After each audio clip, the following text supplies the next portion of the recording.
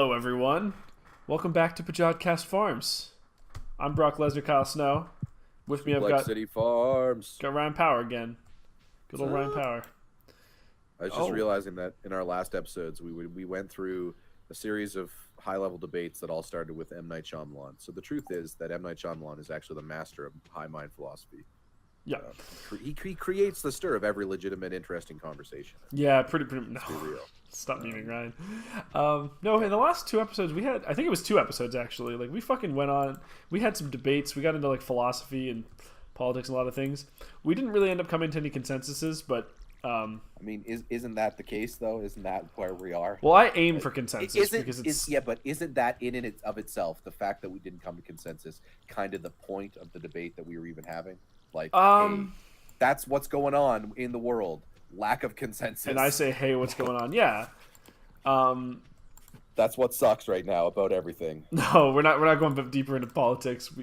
I'm sure we'll do these on occasion, and I treasure them, but these are going to be a gigantic pain in the ass for people, I'm sure. I wasn't trying to lure us back in. I was just saying you kind of basically summarized the entire debate without even meaning to. Yeah, that's all I was saying. No, I think that I think that my ideas are right, but I think I do a very I haven't really been the way that I am now for very long. You've known me for quite a long time, or like 5 or 6 years now at this point, Ryan. Oh, what the fuck, dude? There's like berry bushes and shit over here. Yeah, we really got to start expanding the force. So our next goal here is to probably get animals. Yeah. Well, I'm working up a bank roll for that, right? Yeah. So I'm gonna just fucking sell some of this shit. We don't need all of this. Yeah, why not? Dump some of this garbage. There we go. But I'm pretty sure we just found some fucking berries and shit, dude. Yeah, so we're here with Brock Lesnar in Suplex City Farms. We're romancing Emily, correct? The bartender. Yes, the wait, of course. We got our dog here at 5, chilling. Yep. Some salmon. We made it to level 20. We made it to level 20 in the mines. That we did. That's nice. That's good stuff. Yeah, we're also level 2 at all of the things that we do apparently. So that's pretty cool. Yeah. You're building up that skill set. Yep. And but it's okay. Regular viewers will know that the Pajodcast media is nothing but a bunch of goofy shit, like the earlier episodes of this show. Yep. This feature, and then a bunch of high-minded garbage that is like kind of presented in like a we're not really experts, so we're just gonna we have some opinions. Because, yeah, do not do anything ever that we recommend, other than watch media. And engage in media. That's the only thing we can make any recommendation on. Oh yeah, we're experts in that shit. And even then, only on the basis of this might be interesting. Yeah. We thought it was. Yep. For some reason. Like Chris Klein, right? Well, it depends. Yeah, our boy Chris Klein. He's an interesting human study, that's for sure. I love this job. Do you? Do you really? Do you think Brock Lesnar loves this job? Walk between the raindrops, Ryan. What would be a buddy cop movie with Brock Lesnar and Chris Klein? What would that be? What would that be called? Justice's Fist. Justice's Fist? Yep. Okay. And the reason it's called that is because the police station's called Justice PD, Justice Police Department. Yeah, JPD. It's in Justice, Dakota. That's not a real place. I made it up. Yeah. And Justice is an area where it has its own set of laws. It's basically like Wild West. Yeah, and Brock Lesnar doesn't carry a gun. He just punches shit. No, Chris Klein does. Yeah, well, obviously. Chris Klein's the the SWAT dude that runs around with Brock Lesnar. Yeah, he's his boy. Brock Lesnar just carries a bunch of weapons, like axes and stuff. But Brock Lesnar basically in this version, it's like post-dystopian too. So this Justice area, it's like Wild West with Fallout. Yeah, that's what we're going with. And Brock Lesnar looks like a barbarian from Diablo. There we go. Yep. Chris Klein's wearing SWAT. Chris Klein's basically Chris Redfield. We got this. Done. 100%. Book it. That'll make millions. Yeah, I mean... The real question, buddy cop movie or sitcom? Movie. I think that stuff plays out too quickly to make it a movie. Unless if we did a sitcom, we'd need to bring in a third guy in like season 2. I mean, if we do a sitcom, we need to make a sitcom and just have those guys randomly appear occasionally. Yeah. We'd have a revolving cast of characters. The sitcom is about literally the goofy, nerdy people who work at the PD department and don't do anything interesting. They're the paper pushers, like The Office style. Yet occasionally you get appearances from Brock Lesnar and Chris Klein out on the streets. Yeah. They just walk in like covered in blood spatter, and you don't actually get to find out why. See, what we're doing here at Pajodcast Farms is exploring the different worlds of Brock Lesnar. What Brock Lesnar would be in other avenues, you know. Obviously, buddy cop with Chris Klein is one, but old farmer. Like, he's spending a lot of time at the playground. That's a little worrisome. Like, well, there was some shit to pick up there. Also, I can't help but note that none of the kids are at the playground ever. Well, there's only 2 kids here, and they're in school. It's 12 o'clock on a bun day. Do you need a school when you have 2 kids in the whole town? Penny teaches them. No. Why? Just do it at home. Well, there's 2 people. Well, just, like, they could go to one of their houses. They don't actually have like a proper school. It's just a library. Oh, okay, good. Yeah. She just teaches them at the library because that seems like a good Buffy spot. the Vampire situation where everyone just hangs out at the library. Well, that's not everyone hangs out at the library. Just they hang out at the library. The kids, yeah. Okay, so just taking a look at our situation. If we want to have a coop where we could get chickens, we need 4,000 gold. Okay. What are our other options? Right now, we can also get a barn, but we'll need 6,000. Okay, keep going. I'm just looking at some Well, that's kind of useless. Yeah. Silo. We don't have the clay for it right now, but also kind of useless to us. A mill. We have animals, Yeah, we don't. Yeah, that's... No need for this stuff yet. Shed. Beats though. Yeah, stable. Yeah. Slime hut. We can't make any of this stuff yet. What? Jellos? Create jellos? Yeah. So, I mean, at first it's either going to be a coop or a barn, right? Like, that's pretty obvious for us. Yeah, I think we probably want to go with coop. Get some chickens? Yeah, we're going to go with that chicken coop. Okay. Got to get those chickens.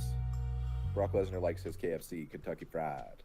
I mean, I'm too drunk to taste this chicken. You know we will not get to eat the chickens, right? They give us eggs. I know. But Lesnar would make eggs. Oh, sorry. That's one thing we can do. There's one other option that we do have, which I can't remember how much it's going to cost, but yeah, hanging out with our girl Robin. Upgrade house would also cost us 10,000, and we would get a kitchen. Like, is this starting to go in the direction against Joja? No. This has nothing to do with that. Okay. This just has to do with I was pretty sure that was only the determining factor was like community center. Yeah, community center is the only thing that matters in that regard. Yeah, that's all we would basically be limited ourselves access to.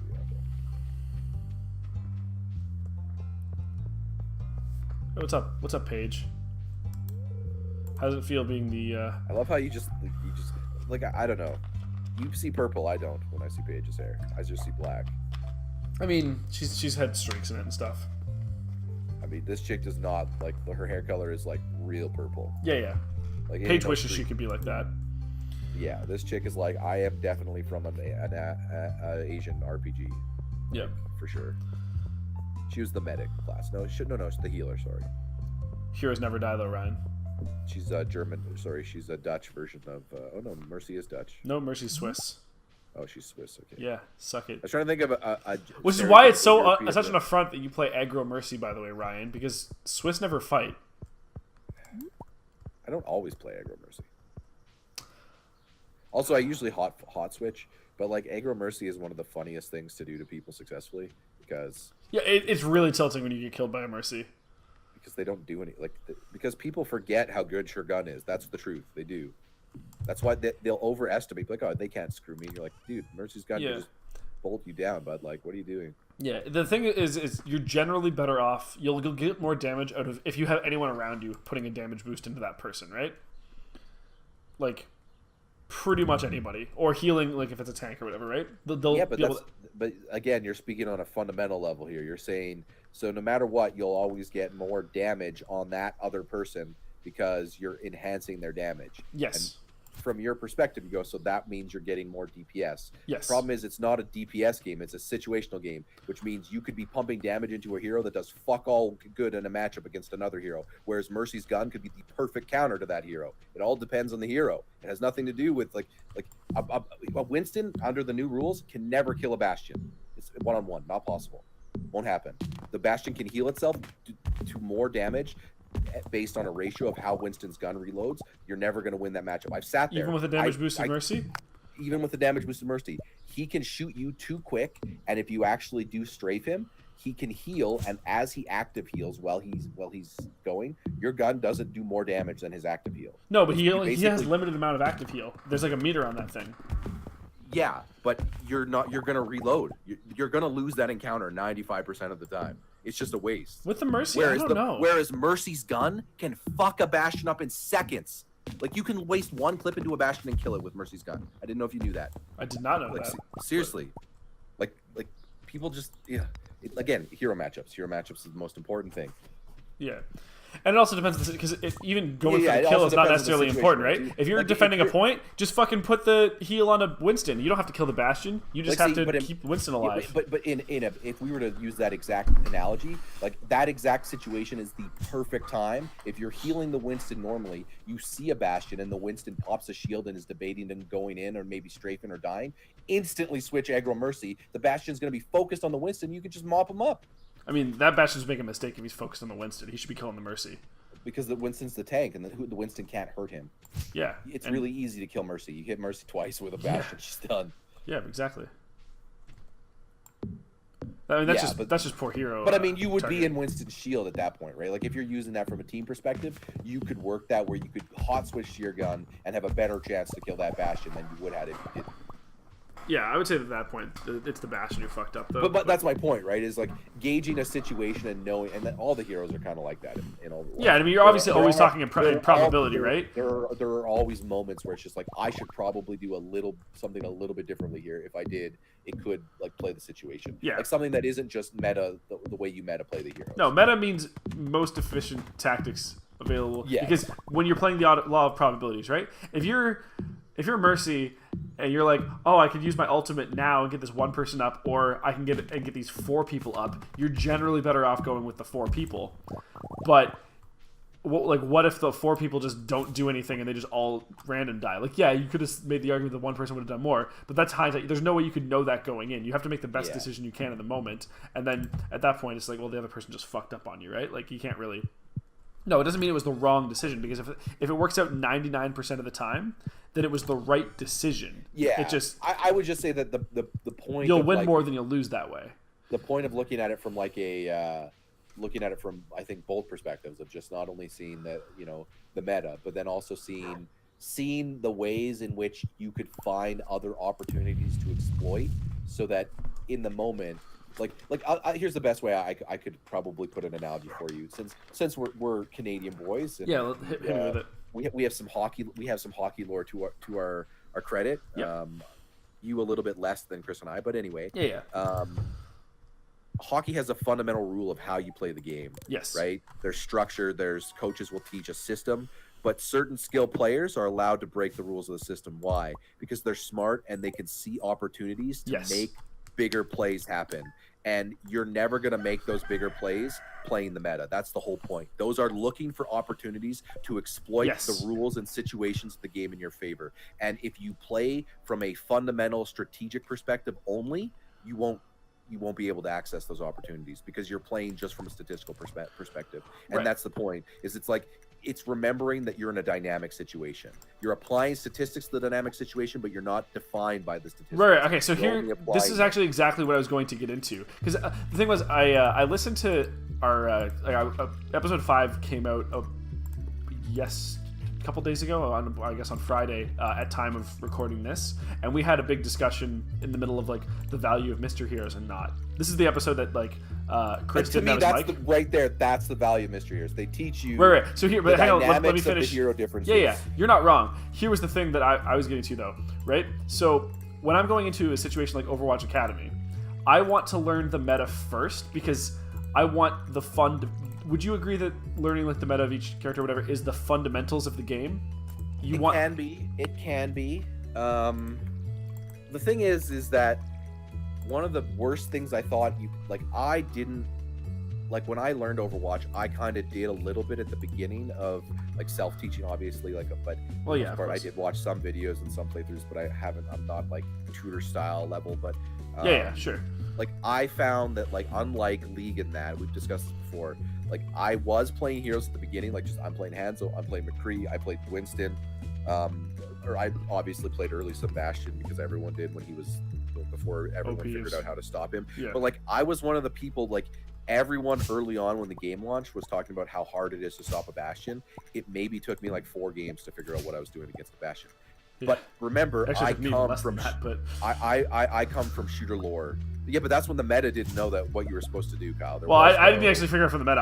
I was playing Roadhog and I pulled him with the hook, and then I was like, oh, he gets pulled out of his turret mode. That's perfect. Your teammates weren't like everyone was playing way differently. Like the whole game. Yeah, of course, because the meta wasn't established yet. Exactly, right? Yeah, like, there was a similar time in League. What I point out is like I instantly was like I was approaching it all from the beginning as a shooter, and I started playing like just League style. I'm gonna pick a hero and learn them until I started realizing that like half the part of Overwatch, like if you watch like meta plays on like esports, pretty much you're gonna have some players that like some roles that are defined as certain characters, and you will have players on teams that hot swap based on situational needs. Yeah, and that's something that pretty much doesn't exist in a MOBA. That doesn't happen. you literally can't hot swap in a MOBA. You can't do that. And that's it. That's literally when you have to start saying, okay, so I don't know if it's more important for the meta to be more important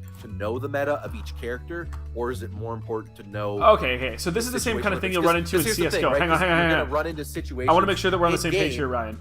You're going to run into situations in game where sometimes knowing the meta would have saved you, but you're also going to run into a situation where the meta wouldn't have saved you at all, and the situational thing would have saved you. But and that's where it's hard to gauge what you should prioritize, right? Like, I'll give you hang on for a second. So first of all, I'll use CS:GO as an example because that's a pure shooter, right? There's no abilities elements to it. A little bit, like you have different weapons and those play. And but there are two kind of defined roles.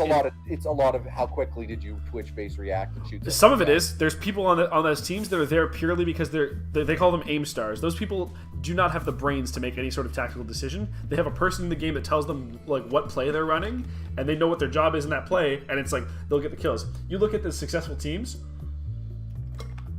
they'll have guys on there that have like a 4 or 5 KD ratio, and then the in-game leader will always be the guy with like a 0.6.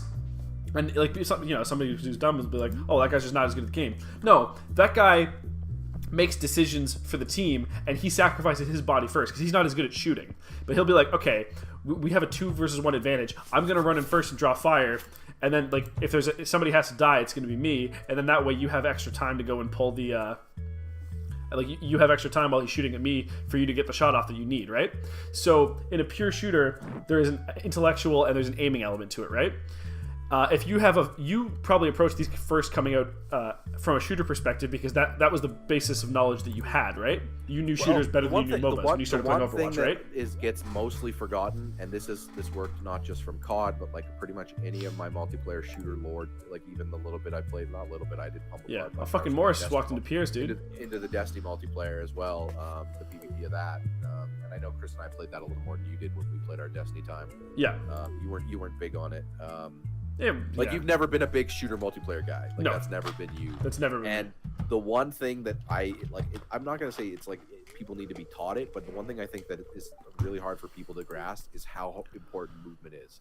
Like people just assume that it's all about how quickly you react to that first shot because everyone's just so good they're gonna ping you. It's like everyone's only just so good they're gonna ping you if you move like a normal person. If you are not reactive, you're gonna that's how people are trained to aim. If I see you running left, I'm gonna move my cursor a little ahead left. If you stop and pop right, you've thrown my aim off. I now have to reset. Yeah, that's how that works. Yeah, no, you're totally right. So remembering how fast you move, your corners and your level, and if you find you have time in your brain, there are moments when you're playing a shooter when you see an enemy, you need to instantly stop and try to gauge. Does he have the drop on you? Yes or no? Is he aiming already? If he is, move. Don't stop and shoot. Move.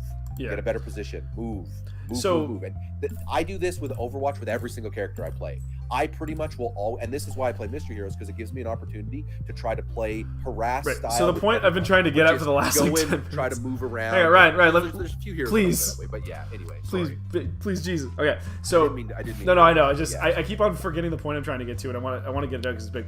So You're approaching this You were as talking a about CS:GO. from a because I was using that as an example. As an example, You're yeah. approaching when both of us started this game with Overwatch. We came in with a certain skill set from life experience, right? You have a lot of experience in shooters. And almost none in MOBAs. So you came in with the building blocks established from a shooter, and you built out from there. I'm coming in from the other side of things. I've barely played shooters, but I've played MOBAs, and I'm good at MOBAs. So naturally, it makes sense for both of us to approach from our strength there, right? Truth. So I'm going to learn the most if I approach it as a MOBA and then learn the shooting afterwards. Whereas the opposite would be true for you, right? And since Overwatch Academy is a feature that's about teaching me how to play the game, it's important that we build out from the things that I know, right? The base that I already have is the MOBA base. But we haven't not been. It's not like we. No. I'm not saying that we haven't been, but like that's why I was always resistant, right? I wanted to learn the meta first because I know how to branch out from there. When I know that meta, it will be much easier for me to learn the situational stuff and the shooting elements from there. But I get a base level of skill that way, which has worked out pretty well, right? Because I've done quite a bit of learning. Like when I've obviously played quite a bit on my own time, and I've gotten pretty decent at the game as a whole as a MOBA. But as we go on another tangent offside of Pajodcast farms, but that's okay. Yeah, but well, I mean, Overwatch Academy is a fun feature. I'm yeah, I that's probably my favorite feature so far, to be honest. I'm really having a good time with it. But fucking, let's get some of this shit in there.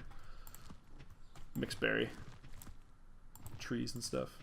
We got our potatoes. Yep. Oh yeah, we got some potatoes going. But no. That's completely fair. That is completely fair. Yeah, I totally understand that. Yeah. So when I like look to establish a meta, I know that there are like the way that I look at things, right? So you use like the hockey example, right? There's certain people who get the opportunities to break from those things, right? Is that your fourth line guy? Or does the coach bitch at him if he fucks up and doesn't do a thing, right? You're not scores that you can. Like no, yeah, but like in general, he's not going to moment or that moment when something good. Yeah, well, I mean, like there's always going to be edge cases, but in general, yeah, if there's a guy who goes for a play, in general, star power players are generally, skill guys are generally given a little more freedom to make those type of mistakes. But it depends on the team and the system and the coach. But yes, in general, but like coaches do try to preach the system more. In the NHL. But the reason they do that, and this is something I kind of agree with, the reason they do that is because it allows the special moments to mean more. So if skill players are, if everything is 90% of the time structured or 80% of the time structured, when those skill players kind of break out and read and react on the situation, the chances of those becoming big impact, high money plays or the big goal, etc., are higher, right? Because it's just like, you're it's just how that flow works. Right. So if we're to look at if we're to equate an Overwatch team to a hockey team, up until this point, I have not been the skill player. You added me to this team. I just got traded. I just got promoted out of the AHL. Oh no! Yeah, of course we're not working under the assumption that you're there yet. Exactly. But for me, I was just looking at it from the perspective of maybe we should teach you the other side first because of how fundamental that is to being a shooter. Because if we go into competitive, there are going to be moments where you are going to react and go, I don't actually know the meta right now because I'm confused, because of the way people are playing, because they're actually beyond just playing the meta, because part of playing Overwatch good is playing the meta within the aspect of playing the shooter. And I think that you are caught up in between the two of them, still trying to learn the meta. Yeah. And I was just kind of sitting there thinking, if we give you those fundamentals, you'll be able to recognize when a play was a shooter play and when a play was because of the way the heroes are matched up or because of the way the metas are played. But the thing is with the shooter thing, I can understand the situation even if I can't execute, right? That's always been most of my flaws in League don't either tend to be if I recognize a mistake, usually it's either in the moment I had incomplete knowledge and I'll catch on to what I did right away, or it's the decision I made was right and then the execution was wrong. I can usually tell the difference. I can do the same with a shooter play often, where it's if I know what the abilities do and all that stuff, or I can ask you guys when I don't know, was this me or was this was my decision wrong or was my execution wrong? Because obviously the way that you fix those things are two very different things. Keep in mind too, I was trying to basically advocate for, as we meta talk about here, Overwatch Academy. Yeah. During Pajodcast Farms. Yeah, of course. Which, whatever, that's fine. Yeah. Anyway, the reason I was trying to propose a balanced diet, if you will, Mm-hmm. of both some of the meta and some of the shooter, like the shooter aspects of it, which I do think Mystery Heroes brings out more of the shooter aspect because people are kind of forced to play roles they're not as used to. So it kind of then starts becoming, well, how good are you at moving with characters, dodging, strafing? How good are you at playing a shooter? Because all these characters, even Reinhardt to a degree, function similar. Like Reinhardt might not have a gun, but like Reinhardt is the least shooter character probably of all of them. Oh, absolutely, because you can still pretty much leverage his abilities in a way you would from a first, like, it's the first person perspective that's important to hammer down. Right? Oh yeah, because that's how you control the game. So that's the most pivotal learning factor. And like for me, that's one of the reasons why I thought a balanced diet of a little bit of both the quick play and the Mystery Heroes would give you a feel for that. So I'm of the opinion that you will get some of that learning passively for like the first person thing while you're playing the game, no matter what, because you have to, right? There's no, like, you're just naturally going to learn those things.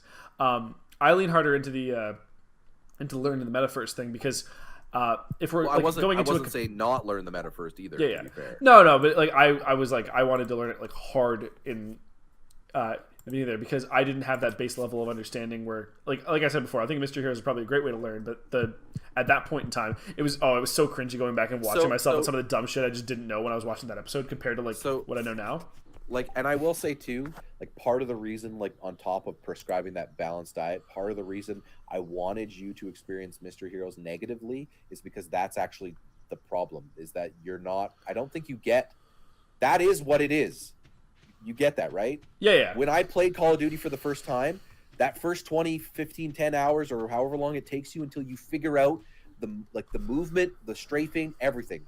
You figure out the control of how you get good at a shooter sucks. You die for reasons you don't understand. Yeah, but that's why I've also never enjoyed shooters in general. But yeah, and to me, the quicker you get over that negative hump, the quicker not just your meta, all of your game enhances, because you then fundamentally get the shooter, like as a control perspective, like as a flow, control, etc. Yeah, that's a hump I will have to overcome. But my opinion was that I needed to learn like the MOBA aspects first because I could put in little time and get a lot of reward based off of my existing knowledge, right? So yeah, that's fair. Basically, I was trying to climb the bunny hill before you were trying to send me up the cliff of Everest. I was basically I don't know the cliff of Everest. No, I'm using it as an example. I certainly see the analogy, and I think it's fair. Like I was basically trying to say, like, give you enough comfort to let you learn a few heroes in the meta, and then when you jump into random heroes, sure, there'll be some matches where you don't get any heroes you're familiar with,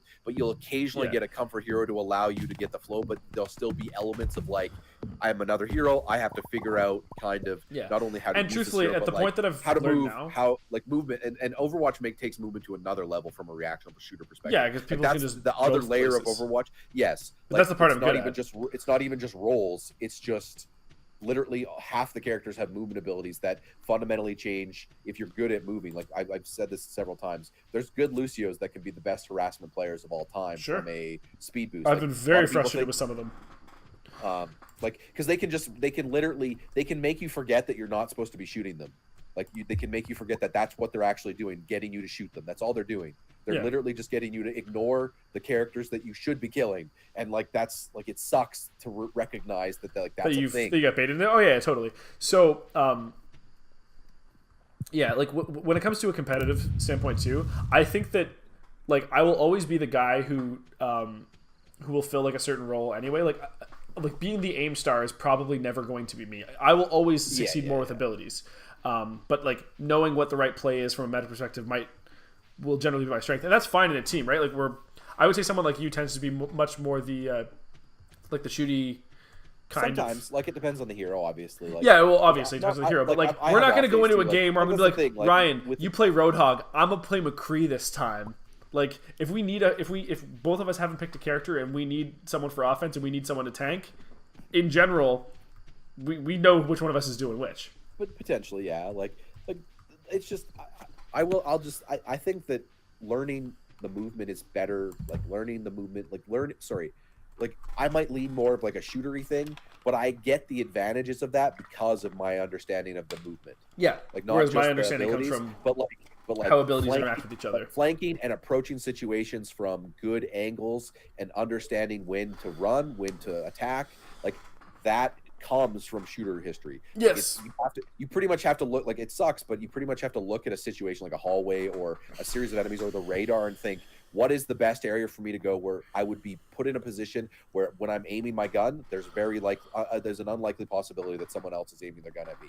So I'll be able to. Well, depending on what you are, right? I play a lot of tanks in games, and generally I actually want the opposite, right? If I'm running into a room and like both of us are going to approach a point that we need to capture or whatever, one of us has to be focused on, and I would rather that be me if I'm playing Roadhog and you're McCree, for example, right? At that point, I'm actually trying to do the opposte because, like, see, but are you? Yes, so because if they're holding a point, we don't have a lot of time left in the episode either. Like, we're done with the play, but yeah, I'll just finish if I may with like, if we're holding a point. If the other team is smart enough to realize like we don't have to chase people, we can just cover all these entrances and we're fine. And you and I have to go into that place. It is reasonable to assume that they are going to be shooting at somebody. If I'm Roadhog and you're McCree, I want that to be me, because then 1, I can take more damage than you can, and 2, you can put out more damage than I can, and 3, that gives us the best chance of succeeding. So fundamentally, this is where then. And we're playing the law of averages, right? Even if I'm only right about that statement 60% of the time, if I do that, we will win more games than we will lose. Obviously, we're basing this down to the thing like whether this works or not wins us or loses us the game, right? Here's where, and this is you. I don't know if you've really played much competitive yet. I've played 0 competitive. I'm saving it for stream. Okay, so I might. Do you want me to tell you this on stream still or on camera, or do we want to end the episode? We'll end the episode because we're kind of going long here. But I'll tell you this off camera. Yeah, it's a big secret. You guys will find out in like 6 episodes of Overwatch Academy from now. Yes, in the past probably because this has been Pajodcast Farms. We're still grinding. Well, there's going to be some off-topic ones like this because Stardew Valley is a grind. Plus we need Chris. It's a great excuse to get together. Yeah. We'll be building to some big stuff here. We got $2,700. We're getting close. We got that chicken coop. That's what's coming. The big chicken coop. Yeah, we're almost 3/4 of the way there. Anyways, catch you all next time. Yes.